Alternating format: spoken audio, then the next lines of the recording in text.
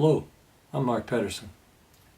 The first person to be arrested for drunk driving was a London man, George Smith. He pled guilty to drunkenly ramming a building with his car, albeit how fast could he have been going in 1897? Interestingly, a little more than a decade later, New York State was the first in the U.S. to enact a DUI law. In those days, when wagons still shared the streets, public drunkenness must have been at an epidemic level to already require a statewide law. Even in the days when wagons ran at a fraction of the speed that they do today, there were apparently fatalities. There was a time when DUI laws seemed to make sense, and of course, when it comes to alcohol and prescription drugs, they still do, to some extent, I'm sure. But it's such a tenuously narrow line between justice and entrapment when one's actions are subject to another's interpretation. How do we conform what one finds morally acceptable or unacceptable into a law that would responsibly reflect adequate judgment and protection for all? Well, I guess if one must, toxicity would be a good place to start. I've always believed everyone had a right to determine what entered their own bodies. That should be a fundamental right. It's a shame that it isn't. Even when it comes to toxins like alcohol. But the detrimental effect it has on one's judgment can quickly turn a personal problem into a public crisis. Personal responsibility seems to be at the heart of this issue. Of course, before an intervention, shouldn't there be an actual crime? In other words, if we abide by the law, we should feel safe that we will not warrant persecution, no matter how we might appear to others. But if we break the laws of the land, we should expect penalty without bias. 13 years of writing state policy and promoting cannabis reform has presented me with quite a learning curve. I guess you could say that I'm not nearly as naive as I was over a decade ago. I was pretty stubborn.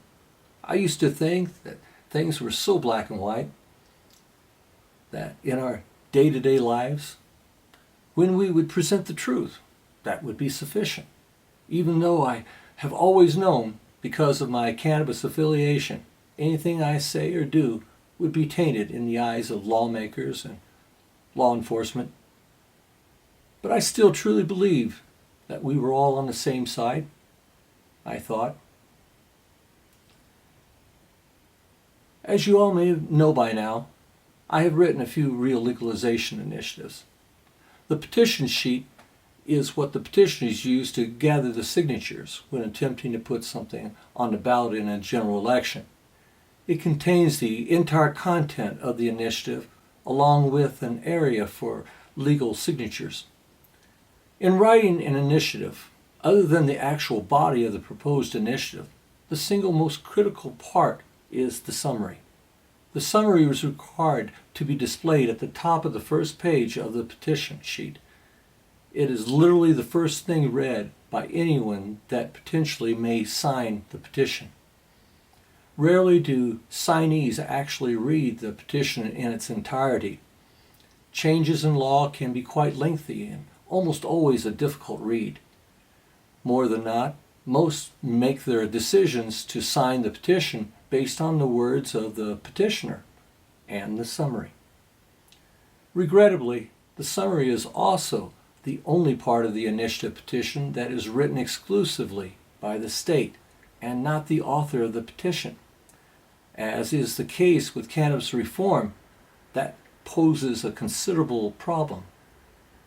One would think that a summary should reflect the intentions of the writer, but that is not necessarily the case. Take, for example, my most recent offering, the Missouri Cannabis Restoration 2020. I was taken aback when I read the summary bullet points drafted by the Missouri Secretary of State's office. I have to admit, when I first read it, I thought seriously how cannabis reform writers in Oklahoma had sued the state over a slighted summary. But after I thought about it for a while, I chose rather to use their words as a subject here for clarification. They stated that cannabis restoration would legally allow driving under the influence of marijuana. That's what they derived from my words. Pretty obvious that they were building on the traditional draconian thought that consuming cannabis was intoxicating, much the same as alcohol. Well, that was not my intention at all. My intent was to pass the responsibility for obeying the law literally to the citizen, the motorist, the way it should have been all along, and no longer relying on profiling and drug testing. Actually, I thought I made it quite clear that stop, charges, fines, and arrests should be for actual crimes, not as the product of discrimination or racial bigotry. That might sound rather coarse, but this is a very serious matter. People's lives hang in these words. The use and/or possession of cannabis shall not be grounds for issuing a driving under the influence, DUI, stop, charge, arrest, or fines when operating or a passenger of a motor vehicle. Stops, charges, fines, and arrests shall be the product of visible and/or previously proven non-cannabis infractions of Missouri law. What justifies the stop, charge, arrest, or fines? Just the fact that someone looks like they consume cannabis, that alone is not justification for a stop or a search. All the more so now with more states passing varied forms of access regarding cannabis. If someone is singled out or detained, it should not be the product of harassment or personal vendetta. Our law enforcement should be above all that. Truth in word and deed should be paramount, particularly among those sworn to protect us. The fact is, cannabinoid metabolites remain in one's system for days, even weeks after consumption. The reason is because cannabis is truly food. Our livers determine it as such and allow the nourishment that cannabis provides to pass through, along with their phytocannabinoids, the same as any other food. But further, because THC is so similar to anandamide, which we produce endogenously, our bodies interpret it in the same way and store away what is not used immediately in our fat cells. When it is needed, it makes its way back into our bloodstreams where it can be dispatched to where it is required. That's why the cannabinoid THC shows up in our blood and urine. Depending on personal metabolism and exertion, it can appear in a drug test days, even weeks after consumption. At that point, obviously, any euphoria had long past subsided, and with it, any question of inebriation. So, if a drug test doesn't accurately identify one's ability or inability to drive, what is it really for?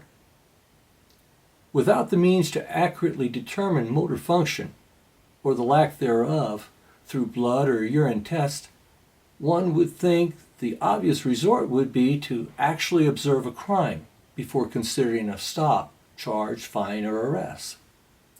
If DUI laws were enforced in Colorado, conservatively, 20% of the population would irrationally be denied the right to drive. Obviously, this is a highly inaccurate way of testing whether or not one was physically capable of operating a motor vehicle. In reality, it's just another means of entrapment.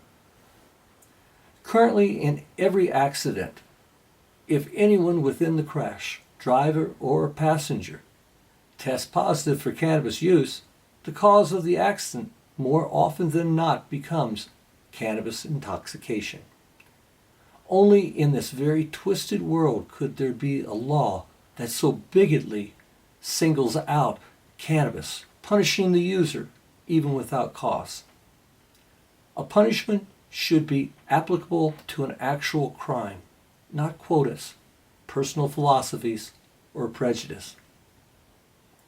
Protection, as it is addressed in the Cannabis Restoration 2020 initiative, will ensure that profiling will not strip the personal rights of our driving community without cause. Cannabis is non-toxic. Cannabis is food. Cannabis is the single most important medicine of the 21st century.